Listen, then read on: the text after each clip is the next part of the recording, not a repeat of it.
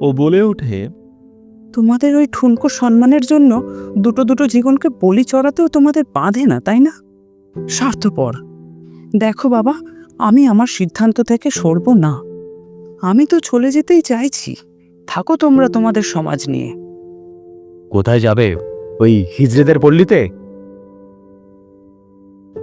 না, আর আটকে রাখা যায়নি। ওই কথা কাটাকাটির 1 ঘন্টার মধ্যে মোটামুটি দরকারি জিনিসপত্র জামা কাপড় নিয়ে বেরিয়ে গিয়েছিল ওই বাড়ি থেকে। সাথে ওর মাও। কি করবে, নিজের সন্তান তো। তারপর কেটে গিয়েছে 4-4টে বছর।